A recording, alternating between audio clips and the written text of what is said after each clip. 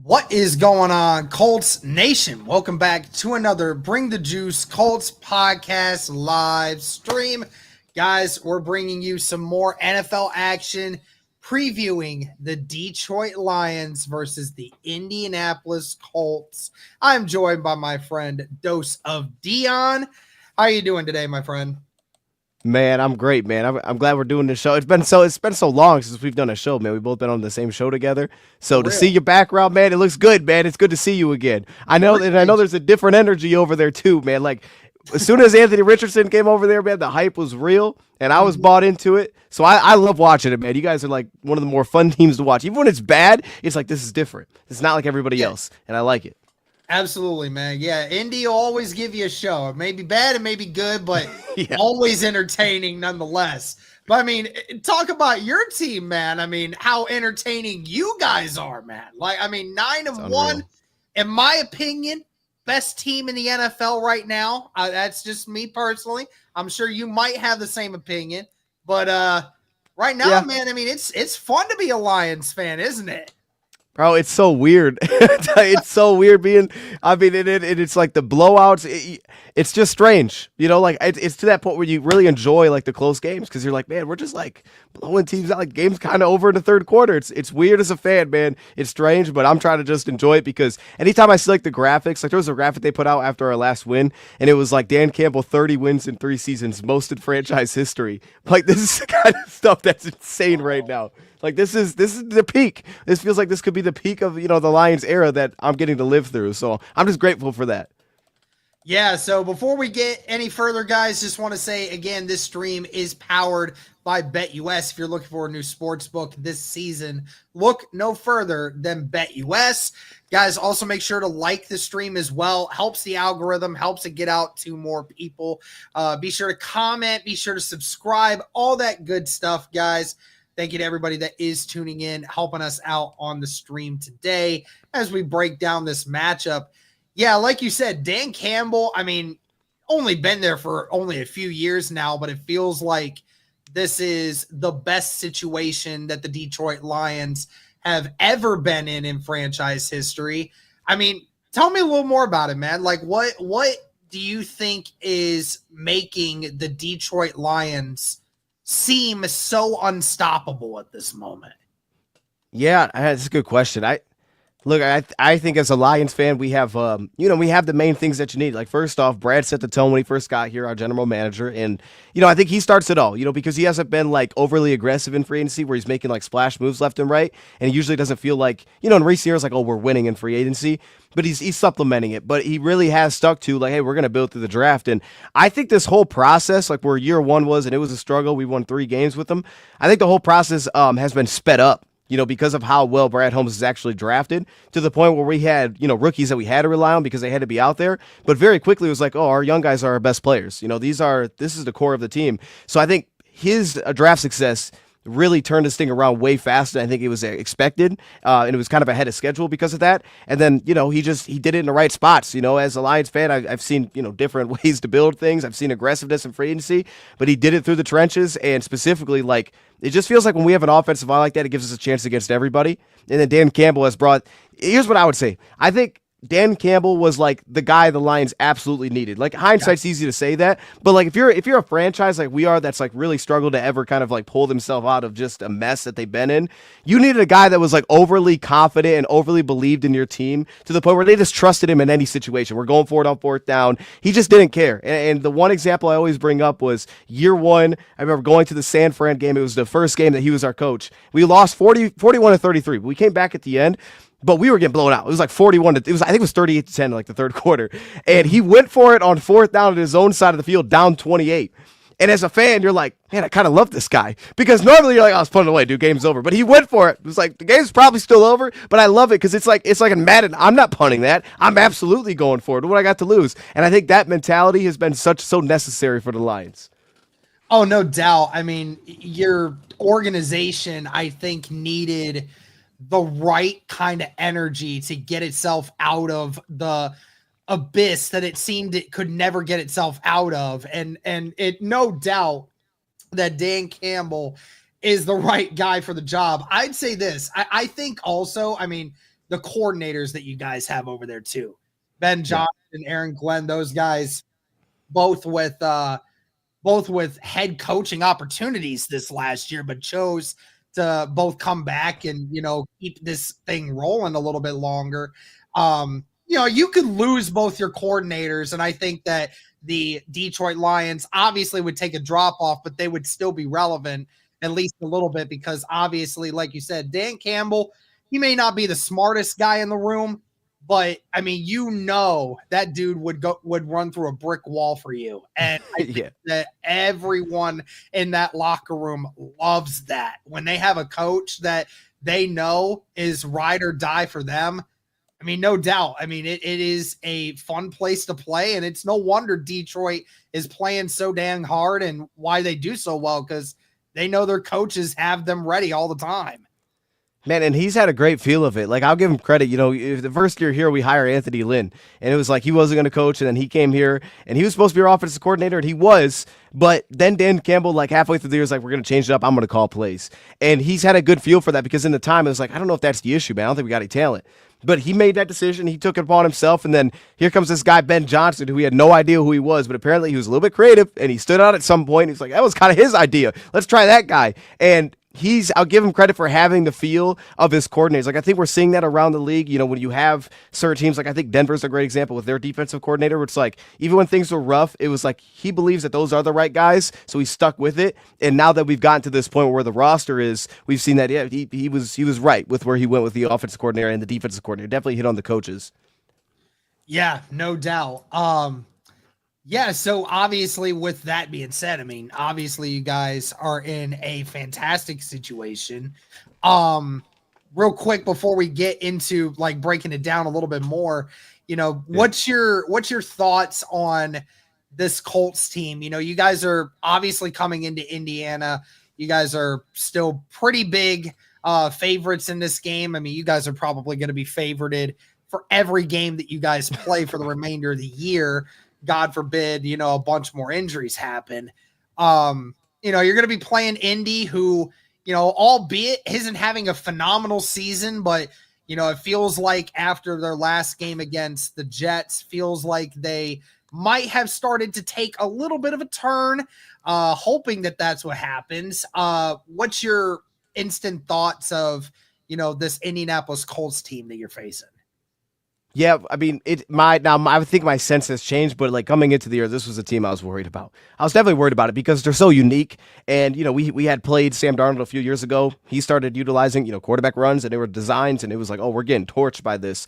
And, there's not a team like the Colts. Like, the closest thing is probably the Ravens in just terms of that's a big threat like it is. But there's nothing like seeing what your guys' offense is with Anthony Richardson. But I think the big thing is, man, what stands out to me specifically on offense is, with Richardson, like there's some fearlessness there. Like, he's going to take shots. There's a lot of shots. They're going to constantly stress you down the field. So I'm like, okay, we're going to be put into the action. Whether or not successful, we'll see. There's been talk about his completion percentage, but he's going to get big plays because he's going to push the ball and he's going to trust those guys. I think you guys have a fantastic coach, like play calling wise, it stands out. It's like this guy figures it out. I mean, you see the big play you guys get on the Jets last week, which sets you up. And it's like before that, you see it and you're like, all right, now let's come back and have a response to it. So I think you guys have a great adjusting, offensive mind over there, and you have a different threat. So when I look at the Colts, I don't know that there's a way that I see like, okay, if we do this, you take them out of their game, they'll be a little confused. To me, it's going to be more so about like, hey, we kind of know what to expect here, and we're going to try to play fast. But at some point, it just comes down to winning one-on-ones. Like simply, are we getting bullied up front? I know you guys are dealing with some injuries up front. Are we getting bullied by Michael Pittman, these and Alec Pierce and these guys downfield? Or are we handling our one-on-ones there? So that's why I look at it from an offensive perspective. Like, I think it's just, you kind of know what you're going to get. You're going to get a lot of movement within the run game. Josh Downs has been awesome. I love Josh Downs. He's always involved there. So you got so much to deal with the run game. And then on the defense side of the ball, like, I think you guys have I don't know where it's been all season, right? I've only went through the last couple games, but I know Latu has looked good from what I've seen, and I really like what you guys are building there, man. The edge rushers are like seemingly like him and Kwity Paye working together is tough. Jalen Jones, I love the fact that the Colts have like, hey, we're going to have these young corners, and they're just going to develop. Jalen Jones looks a lot better from what I'm taking away when I'm watching. Like, this guy is like, looks like a legit dude back there now. We already know what Kenny Moore is about. So, and then EJ Speed and Franklin, it's like you guys have rolled with these guys. So I just think like, what worries about the Colts is they know who they have, they know their personnel, they've continued to develop with it, and they're playing really fast. And you know exactly what you're going to get hit with, and it's like, do you have a response to it? And that's what I feel with the Colts. They're a tough team. Oh, yeah. Michigan Wolverines puts it best. Don't get it twisted. Indy has to play a perfect game, and I mean perfect game on Sunday. Yeah, I totally agree with that. Because if you don't, I mean, the Lions will just beat you one way or the other. Yeah, so let's go back to the Anthony Richardson thing. So obviously, I'm sure you probably have seen it. You know, he started the year, didn't look great. The completion percentage was really bad. It just felt like he had kind of regressed a little bit from his first year when he was playing. And then he obviously gets benched, and then Joe Flacco comes in, and then Joe Flacco stinks it up for 2 weeks. And then Anthony Richardson comes back in this last game against the Jets and looks the best that he ever has.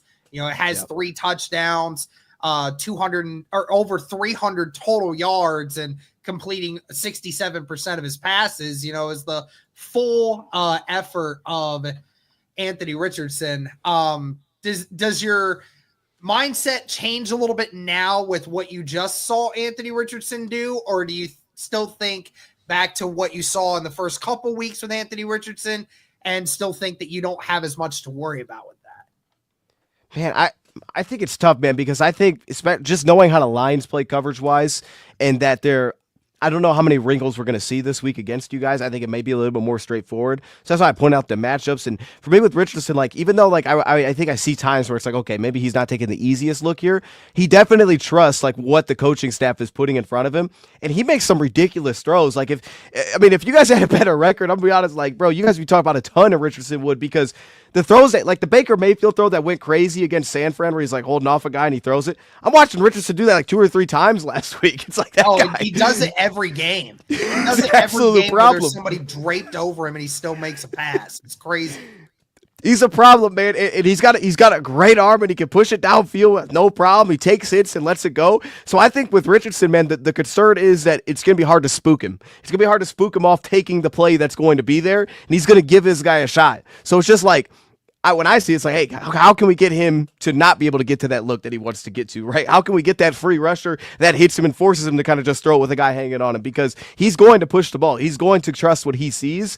And I think right now that last game for the Jets said that, I don't know the Jets are playing the best football, but man, like he was trusting it. He was letting it rip, and it was like he's making some big-time throws. These are big-time throws that he was making. So, look, I mean, it's not. I don't think it's like a guy that looks lost out there, right? It's like, what we've seen from Caleb Williams and Anthony Richardson, I think it's 2 different things. I think this is a different animal. Absolutely. So going to the run game here, you mentioned Jonathan Taylor.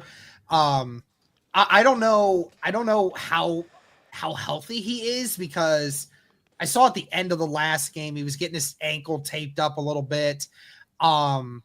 I don't know if it really matters that much. He hasn't been on the injury report at all this week, so I'm guessing that they have no concerns about that. He has had some ankle issues in the past. Obviously last game, you know, with Indianapolis right now, we have 3 rookies on the offensive line. Left tackle, Matt Gonsalves. I don't think that Bernard Ryman is going to play this week. Again, because he hasn't practiced the last 2 days. So barring something crazy happening tomorrow, likely think Bernard Ryman is going to miss another game, which is huge. Tanner Bortolini at center and Dalton Tucker at right guard. Now, the Colts did just sign Mark Lewinsky, who was with the Indianapolis Colts for, I think, from like 2018 all the way to 2021. Then he went to the Giants. I think he might potentially – I don't know if he'll be ready for this upcoming game or not. So I think we're going to, again, have 3 rookies on the O-line. And we saw the Colts run game took a little bit of a hit. You know, they played a very good Jets front. And when you have that many rookies trying to understand everything and they're playing some really good front guys, that's hard to handle, you know. And they did enough for Anthony Richardson, but didn't seem like it worked very well for Jonathan Taylor. How concerned are you with the run game and Jonathan Taylor back there? And just to clarify, so you guys are also at your backup left guard, right? I mean, that's where.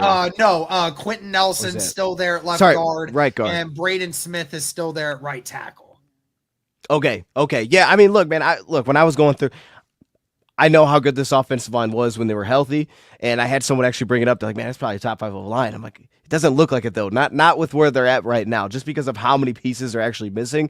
And I thought, yeah, you felt it. Like, and it felt like it was coming from the same places constantly. It was like, yeah, these are the young guys that are forced to step in. We are getting the inconsistencies there. So Jonathan Taylor's still a massive threat, but I think it's, for me, I'm almost more concerned more so about the design of it with all of the options that you have to deal with. Like, sometimes you got 3 options to deal with on the play. I don't know who's going to have the football, rather than maybe just like the straight up movement that they will create in this game. I think our defensive line is pretty strong, but the problem is I think you're going to get Zadarius Smith in the mix a lot, who just got here. He's going to be put in the mix a lot. You're going to have another young guy put in the mix a lot, whether that's, hopefully it's not Pascal, but you may get our young linebacker Nowoski put in the mix a lot. So I think it's going to be more about that. Just, are we in the right spot to give ourselves a chance, rather than, I don't think we're going to get bullied up front in this game. I think that's kind of how I'm looking at it. Okay. Yeah. So like, from receiving threats, you mentioned them. Pittman to me, I'll be honest with you. Pittman is dealing with some kind of soreness in his back. And as much as I appreciate the warrior in him, that's like, hey, I want to go out there and play every single week, he's not himself. He's not the $23 million wide receiver that we're paying to go out there and be. He's just not.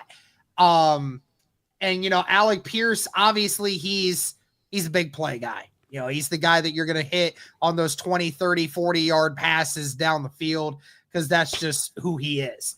Josh Downs is quickly becoming your number 1 wide receiver. Actually is 6th in the NFL in yards after the catch. So, I mean, he is playing elite right now at this moment, even with Anthony Richardson, who has had his issues.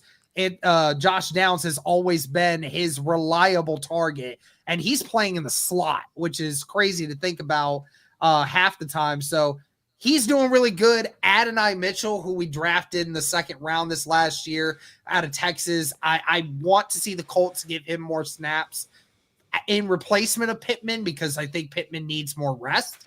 I don't know if he'll get those or not, but is there any particular weapon for the Indianapolis Colts in the receiving game that concerns you the most going into this matchup? Yeah, I think it'll be fun. I mean, Adonai Mitchell, rookie against potential rookie here in Terrion Arnold. Like, that could be the look that we get this week. I'm fired up to see that, because when you do see Mitchell, it feels like he flashes like big time. It's like, oh, he's a big play guy. And I know I loved Mitchell coming out of Texas. But for me, it's Josh Downs. Like, Josh Downs, I remember going back last year, playing fantasy, like, ooh, I got to scoop that guy up. I got to figure out where that guy is. And coming into this year, I drafted that dude in fantasy. I'm like, I like me some Josh Downs. Got him. He wasn't playing at the beginning of the year, but he slowly worked his way back in there. But Josh Downs is tough, man, because it's like you could put him anywhere. You get him in the backfield at running back, and it's just, yeah. I mean, I think you guys threw a touchdown to him last week from running back, and that may have been someone else, but it's just the different spots that he puts, they can put him in. And then it's on 3rd down. Like Alec Pierce, I kind of know what I'm going to get, right? The big body, he's physical. He can get up and go up and get it. I'm going to get all these like at the catch point type of things I have to deal with. But Downs, like you pointed out, it's all the run after catch. Now I got to deal with this dude in space. And especially if I'm really focused on stopping the run, which I expect him to be, there's more space for him to go to work. So Josh Downs to me is the biggest concern. And if you looked at our cornerback room, you could make the case that he hasn't been bad, but it's been like, okay, then maybe the guy to go at, Amik Robertson, our slot cornerback, maybe that's where you could find some success. So I would say that would be the matchup I'd circle for sure. All right, definitely something to keep an eye out for. I'll definitely do that. Yeah. All right, well, real quick, guys, before we go any further, just want to say again, this stream is powered by BetUS, guys. If you're looking for a new sports book this year, look no further than BetUS. They have some great options for you guys. Not even just football. They have baseball, basketball, hockey, politics, anything that you could possibly want to deal with. They have it. We're going to actually go ahead and head to week 12 here, and we're going to actually go over this. The Detroit Lions and the Colts right here. Detroit 9-point favorites going into this matchup. Which again, I think that has more to say about Detroit than it does about how bad about the Colts being bad.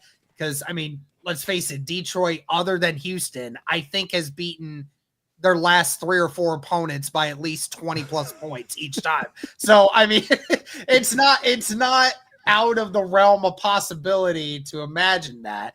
Now, I'm going to go with the Indianapolis Colts here to cover the spread at +9, but we're going to ask you for some help here, Dion. So the over-under is currently sitting at 50. Are we going over on that number, or are we going under here? I would lean the over.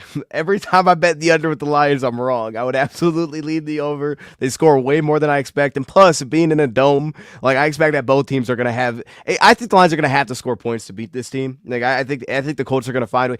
Some of our last games, like you brought up, we're holding teams to 6 points. They're just not moving the ball. We've had an elite pass defense this year.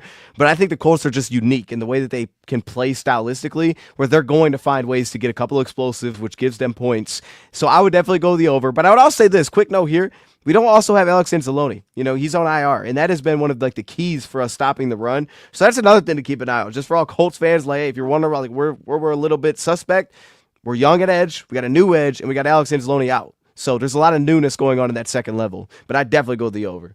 All right. I think so too. I think it's going to either come down to Indy's going to like forget how to play offense again, and you guys are going to win by like 20 something, or it's going to be a shootout. And I'm inclined to think the latter, that both of these teams will probably be shootouts, because I think Indy's offense is unique, as you said. And for Indy's defense, we've been good about not giving up points in the red zone, but we give up a lot of yards. So Detroit will definitely move the ball.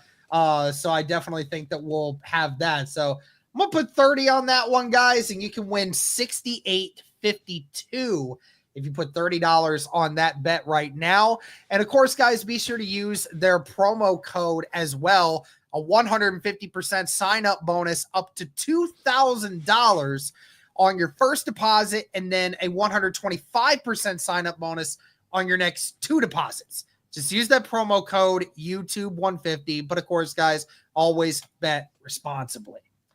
All right, so we talked about your defense, but, I mean, what's really been the work of the Lions, and it's ever since, Dan Campbell's been hired and Ben Johnson's been there and Jared Goff has come in, it's been the work of your offense. And I tell you, some of the stuff that you guys do, I mean, you guys just played the Titans, right? And right. That is the second best defense in the entire NFL. And if I'm not mistaken, there was only one drive that whole game you guys didn't score. We scored 50. So I mean, like, and that's what's freaking crazy, because I look at it and it's the perfect offensive ball where, like, your run game is so good that half the time Jared Goff don't have to do anything. Literally, Jared Goff can go out there, throw 15 passes, get 185 yards, get 2 or 3 TDs off of those, because you guys run the football so well, and because your defense gets a few turnovers here and there, and it allows for your offense to be in good situations to begin with. That's another thing Indy's going to have to watch out for, is they don't want to give the Lions short field off of turnovers. I mean, talk to me about this offense, man, because it just feels like it's the perfect system, and it feels like no defense can top it. Why is the offense of the Lions so good right now? I'll say first off, in fairness, that a Titans game, man, we definitely had a lot of good field position in that game, and our special teams came to life, man. They were setting us up left and right. It was a crazy game for us. I think the game ball went to our special teams coordinator. It was that kind of game for us. So that took off to help us score 50 against that team, because I'm with you. I was like, Tennessee's not bad on defense, and it was like, what's going on? That thing got out of hand fast.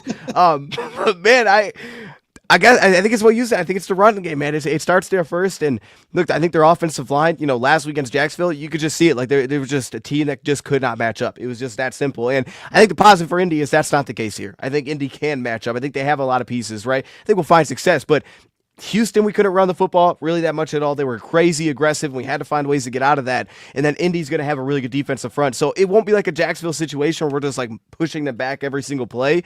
But I think on top of that, then, passing the ball, we know what St. Brown is within this offense, but where we've emerged is we're a little bit better in pass protection. Moving on from Jonah Jackson, Kevin Zeitler enters on the offensive line. And on top of that, Jamison Williams. The emergence of Jamison Williams has been the route tree for me. Like, you guys have young wide receivers too. You try to figure out how you're going to use this piece, and it's been so much missed time with Williams that we're still like, how's this guy going to work? But recently the Lions, and really this entire season, have leaned into kind of running routes that don't cause them to have to sit down on the routes. He's able to break everything over the middle of the field. He's flying through routes. So they're really using and leaning into his speed and playing to a lot of routes that fit his skill set. And I think that we've seen that just the growth. I mean, we went from first year as a Lions fan, we didn't have guys that could beat man coverage. It was like, this is a problem. And then all of a sudden this year, it's like everybody's kind of gotten to that point where Laporta's a man coverage beater. Jameson's really taken off because of the route tree. Saint's always been that guy. So I think it's just having the multitude of options that we have. We aren't really put in a box of a way that we kind of have to play, and I think it starts with the O-line, where like Jacksonville, we're going no huddle all the time. Other games we could lean pass heavy. Certain games we'll throw the ball 50 times if we think that's the weakness. So I think it's just that we aren't forced into any box. So it's tough to find a great matchup to just be like, this is going to take them out of their game. But yeah, it definitely all starts with that run game. McGough's playing good football. Yeah, I think what stands out between a team like the Houston Texans and you guys, I'm not even really talking about your matchup from a few weeks ago, but you guys kind of, in a way, from like weapons wise, you and the Texans remind me of a lot of each other, because I know you guys got the 2 running backs versus the Texans only have 1, but I mean, they have the rags and riches of all the weapons they could ever want. And it feels like it's the same way with you guys. Only one of the big differences is you guys have an offensive line. They don't have an offensive line right now. And I agree. When your offensive line can run block and pass block and bully the opposing defensive line the majority of the time, yeah, you're going to be able to run anything that you want to. And, it's such an important thing to have for an offense, especially for a Ben Johnson offense that can devise anything. Yeah. He's always got something, man. Yeah, he's always got something. You got UCF Jaguar on the AFC South roundtable saying Ben Johnson should come over to Jacksonville. I'm like, dude, that dude would hang up and laugh at you when he saw the area code.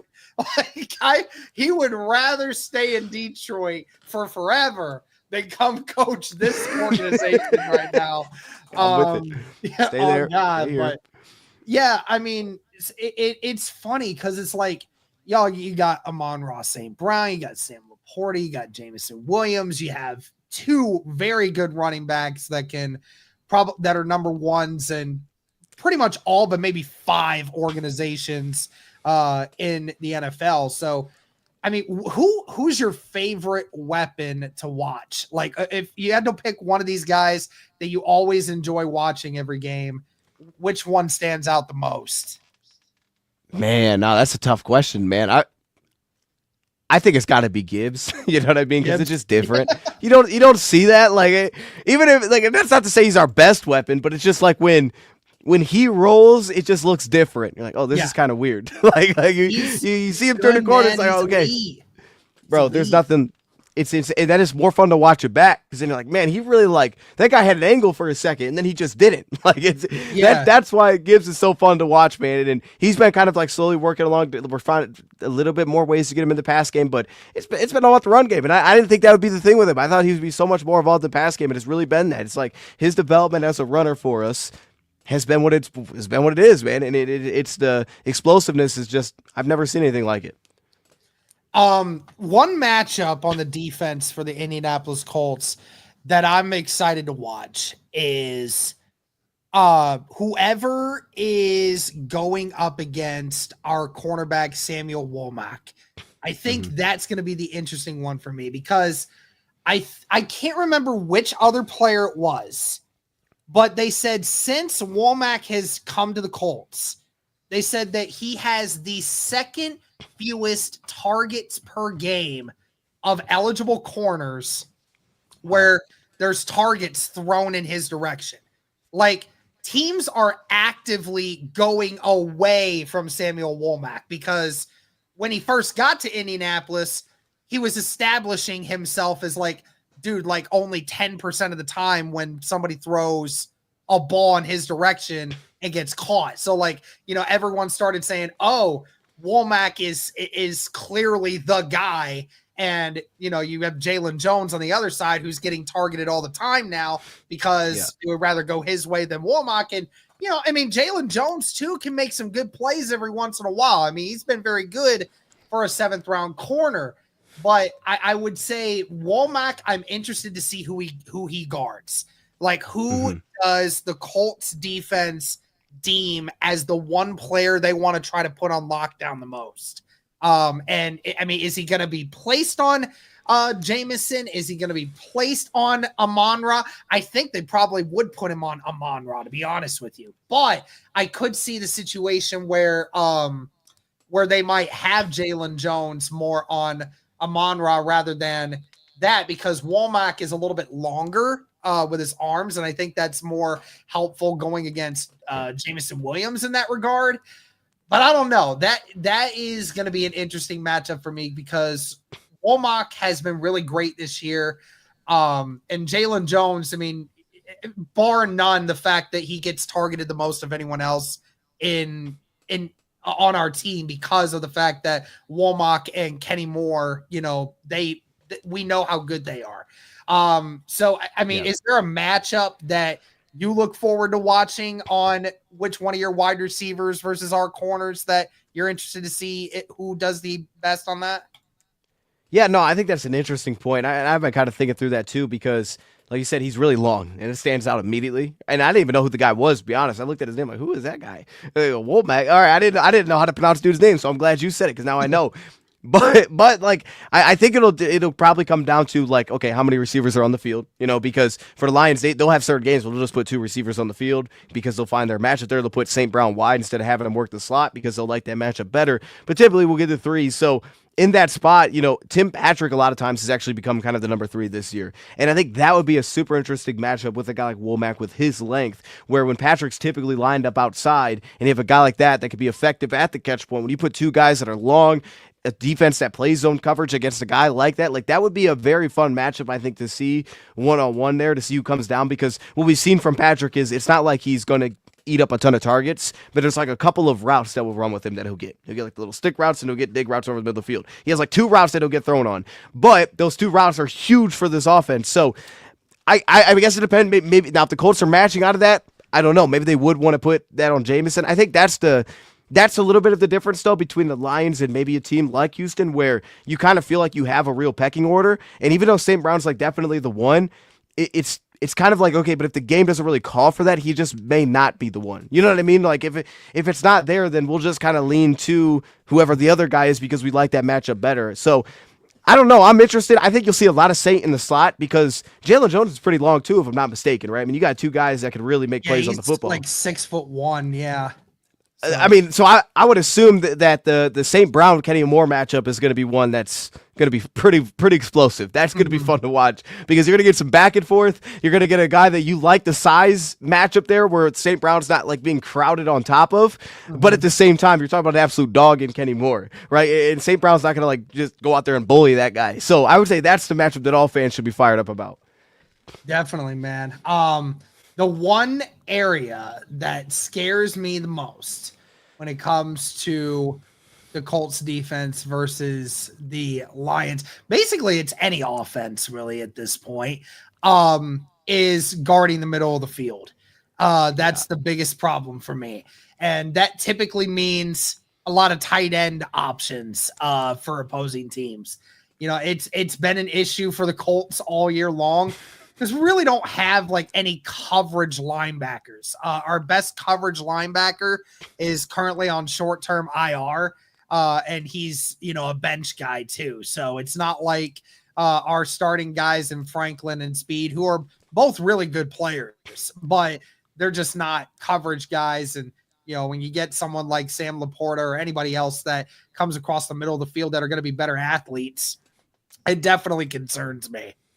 Yeah. No, I mean and like you said, Sam Laporta looks like he's coming back this week from like the early kind of takeaways. So we'll see if that happens. We didn't have him last week, but I'm just gonna be straight and honest with you. That's usually a problem. If you're struggling to cover the middle of the field, this isn't the best matchup because that's usually where the Lions want everything to go is middle of the field. They pride themselves like we're opening up the middle of the field. If a team forces us to the numbers, you got a shot. If you force us over the middle, I think you're in trouble. So, but we'll see. We'll see how that plays out because I'm sure the Colts know that, right? I mean, the Colts, you guys got a smart coaching staff. They understand like where the Lions want to get to. I think everybody understands where the Lions want to get to at that point. On the defensive coordinator. No, at the beginning of the year, I mean, the first 5 weeks, everybody wanted Gus Bradley gone, and a lot of people still do. I mean, here's a stat that'll probably blow your mind because I don't think you actually have heard this. So, I mean, the Colts run defense, it's gotten a lot better over the last few weeks. And mainly that's because DeForest Buckner being back, along with Grover Stewart, that the interior of your line is just so much better now. So it makes it harder to run the football on them. In the first 2 weeks, in weeks 1 and 2, the Indianapolis Colts gave up 475 rushing yards in the first 2 weeks. That was 75 more than the next worst team, the Carolina Panthers, who gave up 400. I mean, to give you retrospect of just how bad the Colts defensive line and like defense in general was the first couple weeks of the season. That's a problem. Who do you know who those two teams were? That's the problem. It's not as bad now. I mean, I'm glad to admit it's not as bad now, but then again, I mean, it looked that bad. We know the Detroit Lions, though. I mean, we know they can run the football if you don't have a stout front. And the problem is not the fact that the Indianapolis Colts can't get pressure up the gut. It's the fact that it's the outsides. Like, it's the outsides of the linebackers is the problem. So, like, DeForest Buckner or Grover Stewart will blow up the play in the middle. But the problem is if you're running outside zones, then it's not going to matter because when they get to that edge, most times our defensive ends are not covering the outside contain as much, or the linebackers are missing their gaps, and then the running back just finds the right gap to shoot. And that's been the biggest problem for the Colts this year because, like I said, there's many plays where I'm like, dude, Grover just absolutely destroyed the guard or the center in that play, but yet somehow, some way they still ran for an 8-9 yard run. It's like, how does that even happen? It frustrates me. I'm glad you brought that up because that was the one, especially in the Jets game, I started to notice it too. I'm like, man, it feels like everything getting to the outside is where they're kind of finding a little bit of success here. They're finding some life there. Now, knowing the Lions, they may not, force themselves to just live there all game long because they'll trust their front, but I did notice that. So I wondered if that was something, and, I guess you just kind of broke it down that, that's something that is an issue for the Colts. Okay, good to know. Yep. Well, yeah, man. I mean, it is going to be a interesting game. I think most Colts fans would just be happy to know if we just don't go in there and get killed. I think that's it'd be like a moral high ground type of thing here. Because you guys aren't the most important game on our schedule. The most important one is the Denver Broncos, because that one can ultimately decide on, if we end up making the playoffs or not. But obviously, if we were to pull off this upset, I keep saying it would be the upset of the season.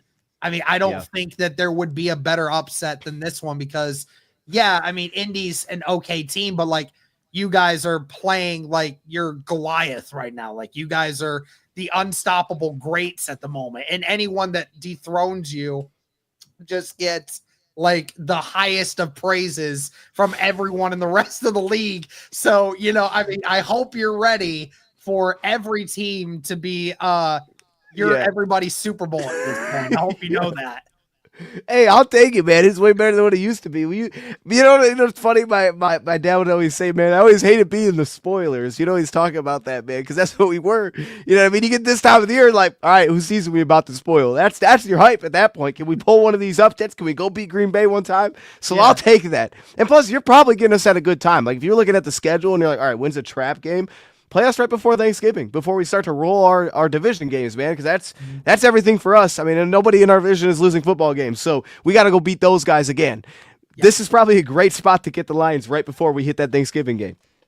Yeah, no doubt. I have heard people saying that. They're like, oh, getting ready for that Thanksgiving game. They'll probably just skip right over the Colts. I'm like, I hope they do. I hope they do. We need every win we can get, man. We got to win at least 4 of our last 6 in order to do it. Beating you guys would be just the beginning of what would be a great victory. All right. Well, before I let you go, I got to get a score prediction from you, man. What do you got? Well, I'll say this. Let me just, lay this out there. I did take the Colts to win the division this year, so I'm pulling for you guys. Not this week, but just in general. I did. We will. I don't think we will. I mean, I will say this: Houston has a rough end of their schedule too. Yeah. They got a very rough end. Indy only plays 2 teams that have a winning record right now, and to the remainder of the year. You guys in Denver. That's it. We play. Everybody else is like bottom 5. Trash heaps of the league. I mean, we got that made, but like Houston's got a tough one. Maybe they end up sucking and we figure out a way. I don't know, but got to beat you guys first. Man, I don't know. I think for me, man, right now, just based on the way that we've been playing, I think you guys have a great home field environment. So I think it's going to be a battle early. I really think it's going to be a close game. Like, I struggle to see where we pull away. Like, I could see schematically how we could pull away from this team just because of how you guys play, where we force you to throw the football and we get a turnover. Richardson gives us one, and all of a sudden we build on through that. So I guess I'll lean into that, but I think this could be competitive early. I think you guys are going to have a tough defense. We're going to have to score some points. I'll go 28-17. 28-17 Lions win this one. All right, 28-17. All right. Sounds good. I'll take it. I'm Wait, hold up, real quick. I just told people to take the over. 35-17. I just lied to them. I can't do them like that. 35-17. I had to do it. I don't know. 35-17. All right. Making the lead even bigger. Hey, listen, that would not shock me. It would not. I think I said in the round table, I'm pretty sure I said like 34-24 Lions. So I'd probably go that still. I like that number. I think that would be close. Like I said, I'm praying to God the Colts win this one. But I mean, it's just like everyone else. I mean, you can't vote against the Lions right now. It's impossible to. You're allowed to. I don't care if you're Kansas City. I don't think you can pick against the Lions right now. I just don't think you can. So, I got a question for you, though, just real quick, because I haven't looked this and I won't. Special teams. Are you guys good on special teams? Like, how's the kicker situation? What are we looking like? It has its moments. I mean, I will say this: Josh Downs has been our punt returner lately, and he's actually been pretty solid. It's not like he's had any big returns, but there's been multiple times he gets, those 10, 15-yard returns, and that can make a huge difference. Early in the year, our kicker, I wanted him gone.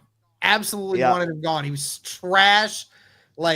And in the last 2 weeks, he's actually been making his kicks and kicks that are over 50 yards. So, I'm like, oh, okay. You're trying to save your job right now. I see you. But, I mean, doesn't change the fact that the first, 8 weeks of the season, that man was signing himself a death wish out of Indianapolis for as bad as he was kicking. I think he's better now, but the special teams for the Indianapolis Colts right now, it's very iffy. Okay. Yeah, I mean, I always look over special teams. And then I get into the game and I'm like, man, they got that guy punting the football. He's punted 70 yards. So I'm just like, let me just see what the situation. That way I know if like, oh, they might miss this field goal. Now I have some belief that there's a chance you guys might miss a field goal. So now I can bank on that. I wish I didn't have to have that belief. If I Yeah. if I could bring back old man Vinatieri back, I would Right. do that because God knows that man never missed. But whatever. Legend. It is what it is. All right, yeah. So we got the score predictions. Yo, man, thank you so much for hopping on here, man. It's always good to talk to you, and I appreciate you giving us some Lions knowledge. Man, I appreciate you having me, man. It was so good to do a show with you again. It's been way too darn long. Absolutely, man. It has. I'll definitely have to get you on another time here soon. Sure. But anyways, guys, again, shout out to BetUS for powering today's stream. Be sure to like the stream, guys. As you exit out, be sure to check out Dion's channel on YouTube as well. Thank you guys so much for tuning in. And as always, guys, go Colts.